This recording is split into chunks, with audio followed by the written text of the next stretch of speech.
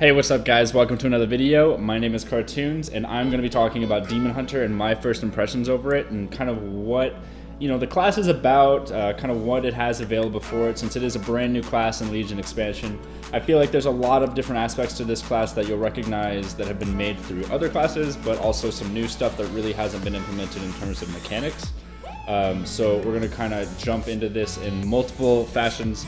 We're going to go over damage, we're going to go over mobility, defensive cooldowns, PvP talents, and just the design of it in general, because I want to give my opinion on this since I feel that I've played Demon Hunter for probably about 100 hours on the alpha, and I feel like I'm pretty educated on how the class works and all of the traits involved. Alright guys, let's jump into it. I want to talk a little bit about the damage and kind of how that works for Demon Hunters.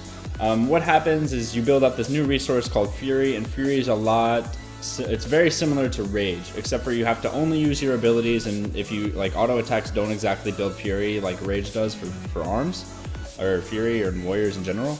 It works around Fury. You generate with Demon's Bite or Fell Blade or sometimes Vengeful Retreat if you're spec'd into it, and all of those abilities generate Fury, and you're able to spend it on something like I-Beam, Chaos Strike, or what else is there? I think that's it, or like Blade Dance is the last one. Or the Fell Eruption, right? So there's all those abilities that you have to spend Fury on, and you have to pool that Fury and get a lot of it and then use it all at once, and that kind of like allows you to do your main combos, which is something that I'll get into in a different video. But the overall damage is pretty high right now. It seems like it gets nerfed every build, and it used to be like one-shots, like you just walk up to people and kill them. Obviously that's not like the final product of the game and kind of how it works, but it's very interesting because they keep nerfing the damage and you see it go down and down and down, but it's really impossible to tell what it's going to be like in full, epic gear, epic arena gear, and like have all of that into play, all the PvP talents, all the PvP bonuses, and all that kind of stuff. But right now I think that the damage is supposed to be high. I really like that the class is this like squishy, high damage, high mobility class. I think that it's very satisfying to play because of how that all kind of synergizes together, right? And the actual gameplay is really revolved around Chaos Nova, I-Beam, Fell Eruption, and your Fury Bar. So Chaos Nova is something that is like a 5-second stun. It's a 5-second AoE stun similar to Leg Sweep for monks, and it does a certain amount of damage, a pretty high amount of damage honestly, and then it's only a 40-second cooldown. So what you want to do is you want to build your Fury up, okay, and then you want to Fell Eruption, catch up to the target if they're far away. It does Fell Eruption does a lot amount of damage, or a high amount of damage. And then you catch up to them, and then you Chaos Nova, right? And then you I-Beam, and you like channel into that stun target and do a crazy amount of damage. I-Beam is like the channeled, big damage ability that's like but you can be stunned during it, and it'll like negate the I-Beam, and it's a 45-second cooldown. So you can like be punished if you're bad at using I-Beam. And then after that, use Chaos Blades. And Chaos Blades is an ability I want to talk about real quick because I really just don't understand why it's a talent. So in the talent tree, they decided to put Chaos Blades as a level 110 talent. It's like the last tier.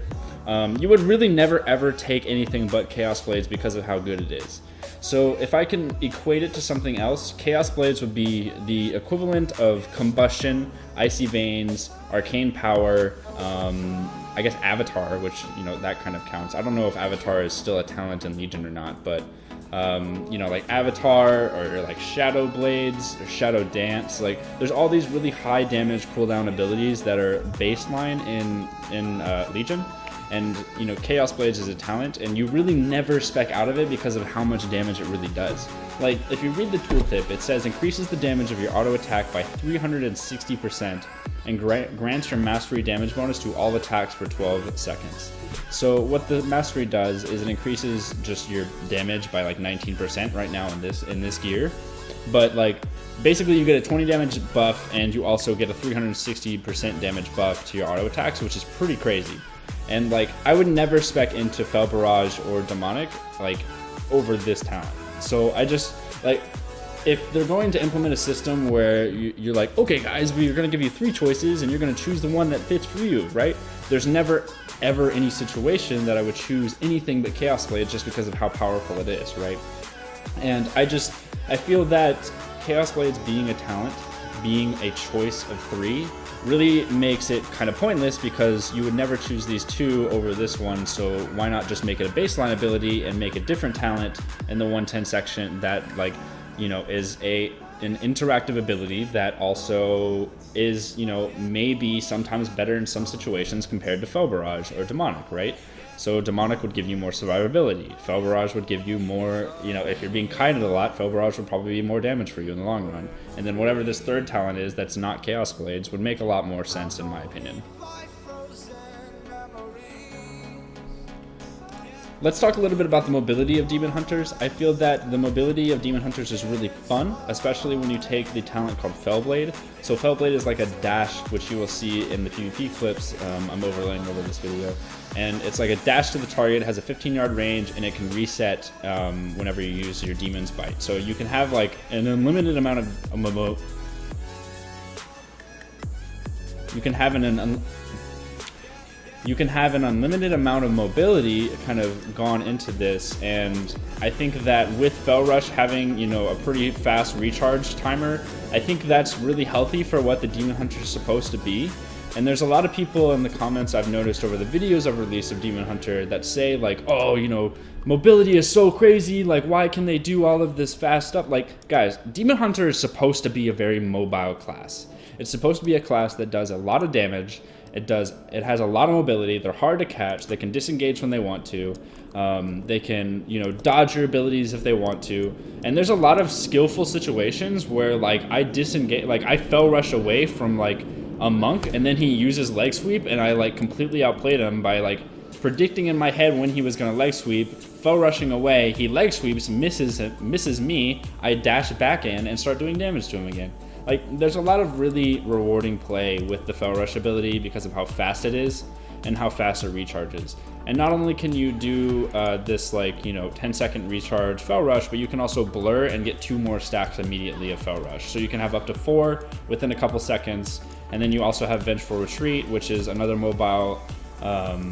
mobility ability that does a certain amount of damage, slows the target that's around you, and like knocks you back. But what's cool about Vengeful Retreat is you can actually be like running forward, you can turn around in midair, you can like jump, turn around, Vengeful Retreat, and it'll actually throw you forward. So if you're good at the class, you know, you can get a little bit extra mobility if you need it. And I actually use Vengeful Retreat a lot to go forward, so kind of ironic, right?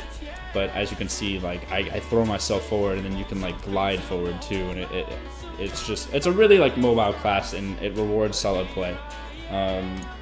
So overall, I really like the Demon Hunter class. I think that with the defensive abilities being kind of like, it's a squishy class, right? I think it's exactly what it should be. If they were to make the Demon Hunter class, which obviously they did, I think that there's a lot of ways that you can be punished or rewarded for good play as a Demon Hunter. But the PvP talents and the regular talent system seems to be very confusing because there's not exactly like solid choices. There's just like a very cookie cutter spec for this, you know, for this class, and I really don't understand why some of these things are in here.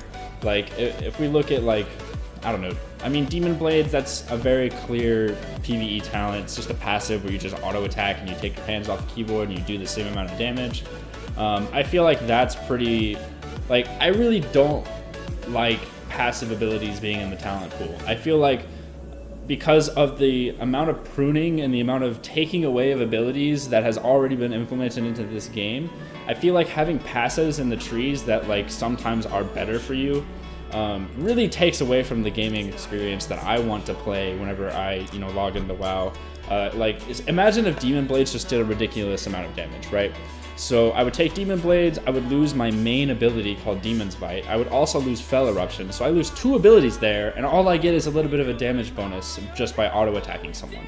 That is like a really, really poor, like, fun design. Like, it takes all the fun away from the design of the class. All you do is you walk up to people, they auto-attack, and then whenever you build up enough fury from your auto-attacks, you just hit like 3, and you just hit Chaos Strike, and like that's your class. Like, I'm really, really against taking passives for talents because it takes away from the fun of being able to choose an ability and then make that ability work, like Fel Eruption. Fel Eruption is a really cool ability. It's like a 20-yard range stun for 2 seconds, and then you can use that to gap close, you know, with people. I think that's really cool. but I really don't like the fact that there's 2 passives in this tree. Like Prepare generates Fury if you use your Vengeful Retreat and puts your Vengeful Retreat on a 15-second cooldown. That's cool, but it's a buff. Like, it's just a buff for an ability. Like, I don't want to have to choose that over a really cool ability like Fell Eruption if this were to be the best talent of the 3. Like, I don't want to have to, like, look at this. I could take passive here, I could take a passive here, I could take a passive here, I could take a passive here, passive here, passive here, and a passive here. All of my talents are now passives. This is a problem. That is a complete issue. Look at my bar now. As you can see, 1, 2, 3, 4, 5, 6, 7, 8, 9. I mean, like, most of these abilities are all... Oh, 10, this is just a passive. This isn't even an ability. I can't click this. Like, I just don't understand, like, how is this supposed to be, like, a satisfying way to play? Because all I would do is walk up to somebody, auto-attack them, and then I would have 3 buttons. I would have, or 4 buttons, really, with my Interrupt. I would have my Mobility, I'd have Throw Glaive. This isn't a class. This is like a third of a class. So I just don't understand, like, why these passives are so, you know, engraved into the talent tree, because, like, what's the point of even playing the game if the game plays itself for you, right? And I want to be able to choose through 3 different active abilities that really, like, make it so if I choose this ability, I'm going to have a rewarding gaming experience, and that can be conveyed through so many different ideas, which I'm sure the community has offered, and I'm sure that people will give ideas in the comments down below for this video. It's just my take on it, because I feel that this class could be so much better than it already is. You know, I have to take a passive, I have to take this passive right here in order to survive most of the time, because it gives you a crazy amount of self-healing. But, like, if I had to choose between 3 active abilities, I feel like I could really define myself as a player a lot more. And, you know, making sure that these abilities are the best for me, and really having a lot of fun learning the class.